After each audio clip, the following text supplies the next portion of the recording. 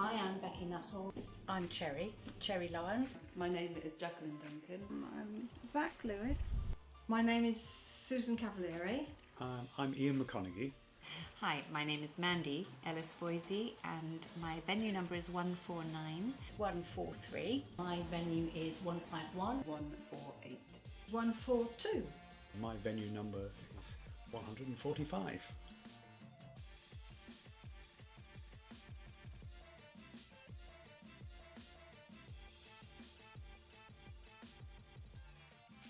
My studio is at the top of my garden, and it's absolutely wonderful because I can shut myself in here against the world, and then I can just do my own thing. I can paint up here, I can plan, I can actually teach up here, which I like to do as well. My influences really, I started painting again after a gap of 30 years. Once I moved down here to Devon. So the countryside and the coast here is what influenced me to start painting again.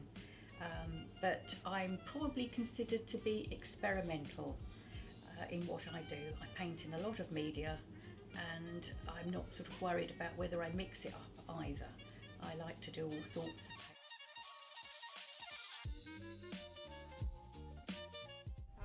My studio's outdoors and I like to get as much light as possible.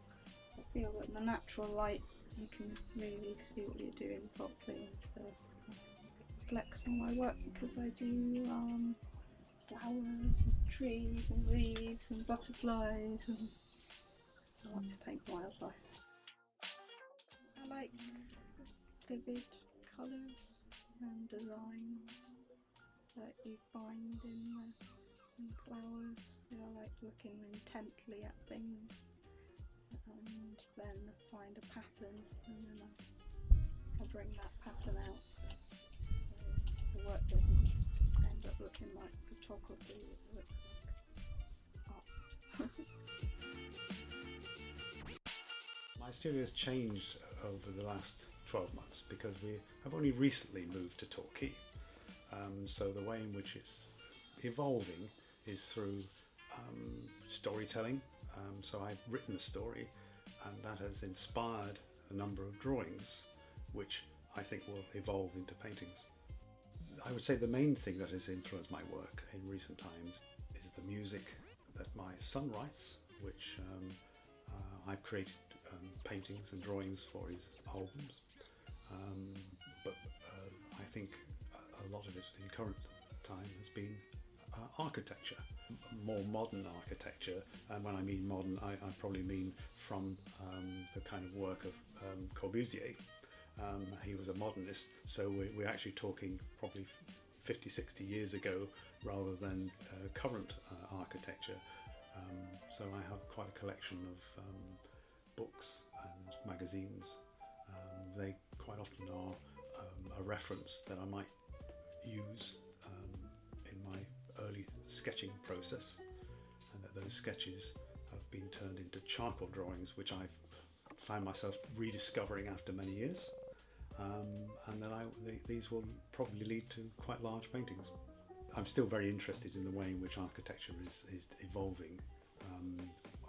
We are now becoming rightly concerned about the environment, so we're looking at materials, we're looking at the way we can have less impact of resources, and I think those give me an opportunity to see if there are things that I can put into my paintings and drawings that speculate on where it might go next.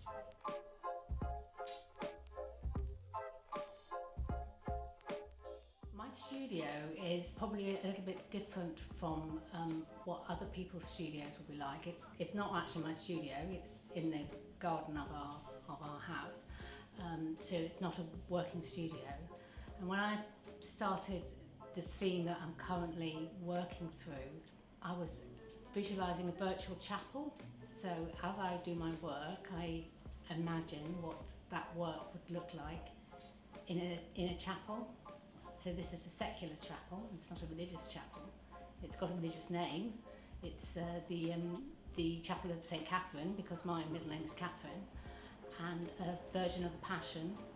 And because when I was a schoolgirl, my passion was art, so we sort of envisaged that this studio is actually set in a chapel, and a lot of the paintings you will see in there will be, they will look like religious paintings because I'm following the iconography of the convent school that I went to. So there will be like a religious element to it, but actually it's more how the harm that religion did to me when I went to a convent rather than the good. So it's a bit, it's religious iconography, but it's got a bit of a twist.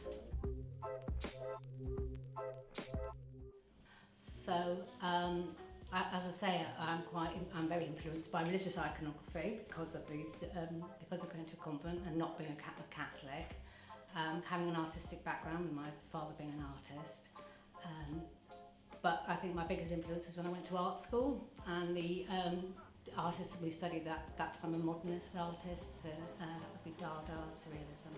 So my work will have an element of religion and an element of Surrealism and an element of Dada in it.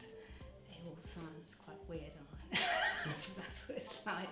So when you come in, it's traditional, it's fine art, it's paintings, but it is very symbolic and allegorical. I've been in my studio for 2 years.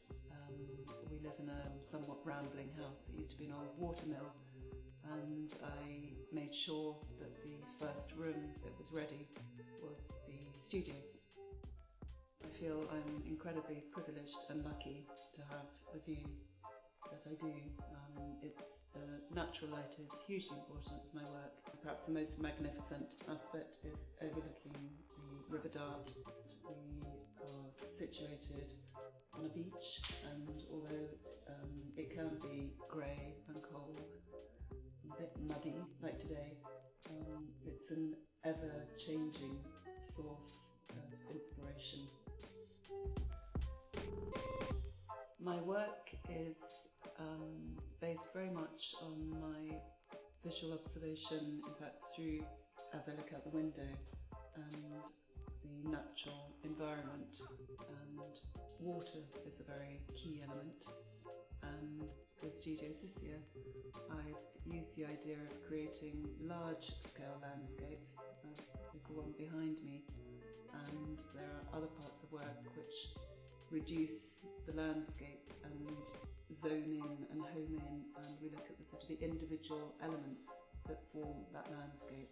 I have a strong discipline and interest and formation in textiles, and that's a sort of a common thread in my work. I'm passionate about what I do, and I will often start off with an initial idea, and often use drawings to inform the piece.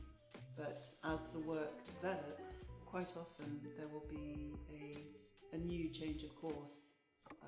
And I think actually quite often some of the most interesting pieces of work do have this kind of flow and flux, such as the water winds its way along the river.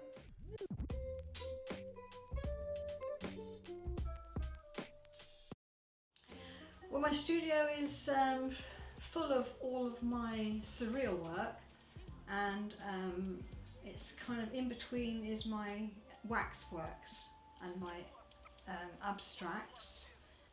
It's really a place that I just actually do bits and pieces as I go along. I like to do wax in between oil because oil takes so long to dry. This one is one that I'm doing at the minute, and it's ready for its next layer, so I'm quickly doing a bit of wax. And then I should go back onto this. Is what I really love, is doing the oil. I do combine the two sometimes, but it's only for making the colour perhaps a bit deeper. It is a separate process. I like the translucent colouring of some of the waxes, so that you start off with a light see-through and gradually build up to the dark one at the top. And then you polish. When it's nice and hard and dry, you polish and you actually bring the layers of colour through, and it's absolutely gorgeous. I love just wax for the colour. And they're nearly all abstract. Some are not. Some I do actually try and do a theme, but I just splosh colour on with wax and see where it takes me. Well, I like folklore and I like castles, bits of surrealism and a lot of mythology. There's Persephone, which is Greek mythology, and even the deviant stuff. I like that as well, the macabre. Having the 3 years at art school when I started, that kind of developed into me going a lot of different paths, because there's so many different ways of experiencing different forms of art from art school. They push you in different directions. So I loved history of art. I loved to do that as well. And it was nothing to see me totting around the art school carrying a big volume of Leonardo or something. I'm tucked in this little valley, very beautiful valley, that's in between Brixham and Lupton House. And it's very green and very quiet, as you can hear. Surrounded by animals. You have to like animals, not that they're going to jump all over you, but they are all over the place. And I've really started painting since I've been here because it's so calm and beautiful and inspirational, and that's why art has now come to the fore. The studio specifically where I work is actually this table right here, because it's underneath a lantern that we've had put in and the light is superb. And because I'm working in watercolour and pen, it means that the light and the quality of light is very, very good no matter what time of year. So it's like being outdoors but indoors, which is great. And as I said, it's surrounded by such incredible nature that the whole time I'm feeling and seeing and absorbing colour and light, and it's just amazing to be able to do this work here. It's a joy. And I've always been interested in design and work, and have had a company where I had designed interior design accessories. And I think if you are interested in art, generally it spreads out in lots of different ways, so that whatever you do, what I find is whatever I do has to be done well. It's got, if I'm making something, it's like a cake, it has to be done nicely. Or if I'm designing a house, it's got to be done well. And colour, shape, form, all of these things play into it. And art is really, as I said, I drew a bit before here, but really painting, and particularly portraits, have happened around this table. So this is my studio. Yeah.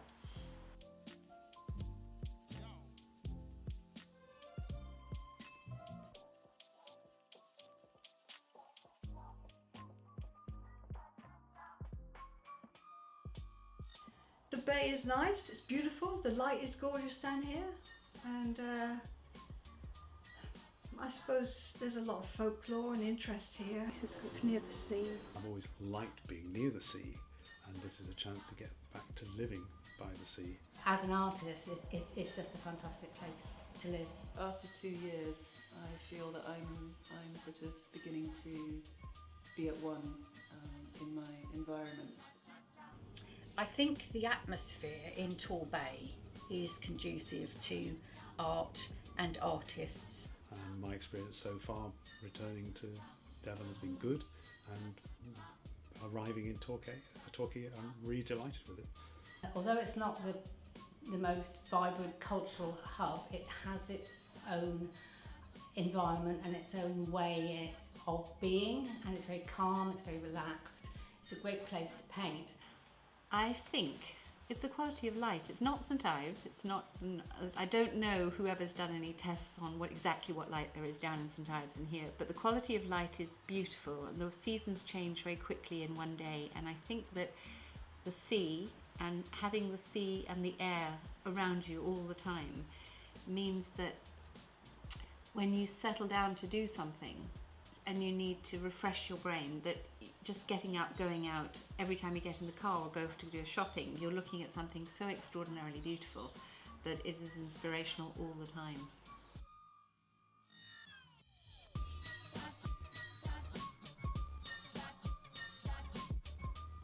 But the one I really want to see, which is a bit obvious if anybody knows me, is the guy who did the David Bowie statue in Aylesbury, because he actually has got the cast of the statue. I'd love to see that. I'd just like to be able to go and see any of them really, but Devon's an absolutely huge county, so obviously that's not possible. But I guess that would be the one I'd want to see, is the David Bowie house.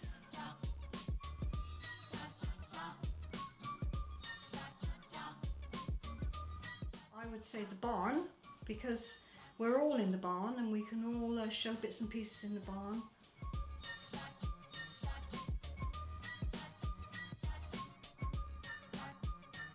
The clay factory between Bitterford and Ivybridge, which has a lot of artists involved in the Devon Open Studios, and that's well worth a visit if you're round that way.